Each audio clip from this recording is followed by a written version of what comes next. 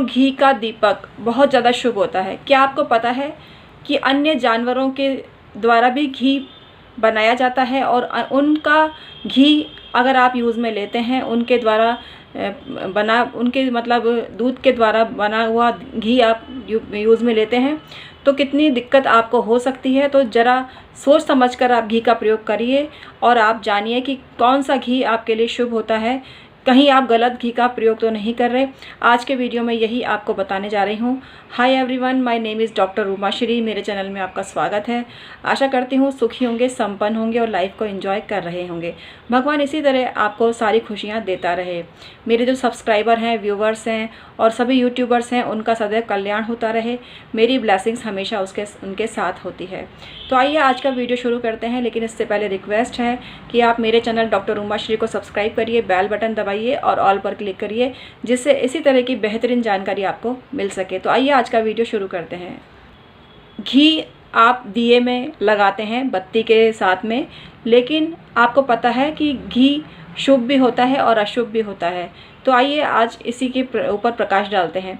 मित्रों, गाय के घी के अलावा अन्य घी आपके लिए शुभ नहीं होते हैं और उनका अलग अलग प्रयोजन होता है। शुभ तो मतलब हो भी सकते हैं और नहीं भी हो सकते, लेकिन गाय का जो घी होता है उसका दीपक आप लगाते हैं। प्योर गाय का जो घी होता है, गाय का प्योर घी होता है, वो सर्व सिद्धिदायक होता है, धन प्रदायक होता है। तो गाय का घी का दीपक आप अवश्य ही लगाइए।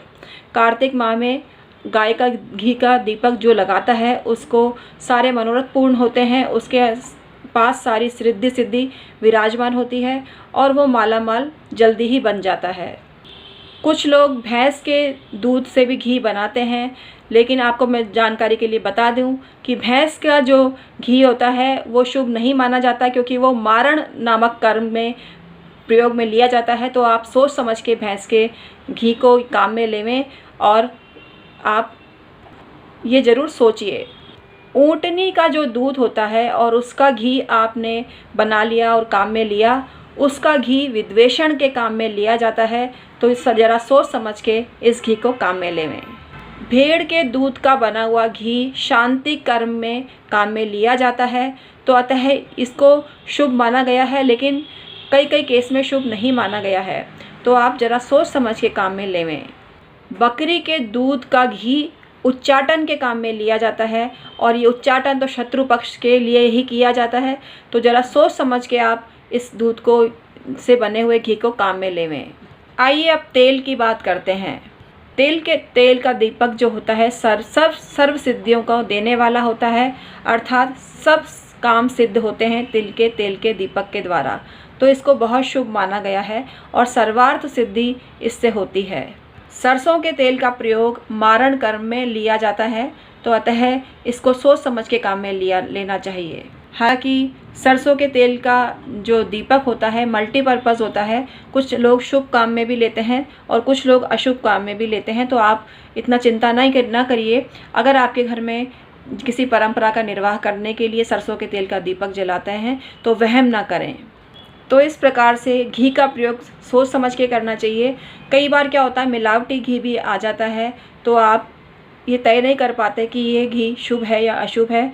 तो आपको आश्वस्त होकर ही प्योर गाय का घी लेना चाहिए और आपकी नज़र में वो घी शुभ हो, मतलब शुद्ध हो, इसका ध्यान रखना चाहिए। क्योंकि कई ऐसे ब्रांड हैं जो शुद्ध घी का निर्माण करते हैं। तो गाय का शुद्ध घी ही आपके काम आएगा और उसी को पूजा पाठ के काम में लेना चाहिए। उससे बढ़कर बढ़िया घी कोई भी नहीं है। और दूसरे नंबर पर तिल का जो तेल होता है वो भी बहुत शुभ माना जाता है। तो तिल का तेल का प्रयोग करें आप और गाय का शुद्ध घी प्रयोग में लेते हैं तो आपको बहुत फ़ायदा मिलने लगता है। आप करोड़ों अरबों में तुरंत खेलने लग जाते हो। लेकिन मेहनत तो करनी पड़ती है ना। ऐसे कहने से थोड़ी है काम चल जाएगा। मतलब मेहनती आप हैं और परिश्रम आप कर रहे हैं, मेहनत का जज्बा आपके अंदर है और भाग्य भाव आपका प्रबल है। 10वां भाव मतलब कर्म भाव आपका प्रबल है। 11th हाउस आपका प्रबल है। तो आपको पैसे वाला बनने से कोई नहीं रोक सकता। 2nd हाउस तो धन भाव होता ही है। तो धन योग कितना है आपके ज़िंदगी में या कुंडली में, तो इस पे भी डिपेंड करता है आप कितने पैसे वाले बनेंगे। लेकिन अगर आपका जो उपाय है वो तगड़ा है, आप कोई सा भी उपाय करते हैं, क्योंकि कई लोगों को कुंडली नहीं मालूम होती है और उपाय करते रहते हैं, तो आप उपाय करते रहिए। अगर आपके उपाय में दम होगा तो आपके पास पैसा ज़रूर आएगा। तो आज का वीडियो मैं समाप्त करती हूँ मित्रों, बहुत बहुत धन्यवाद।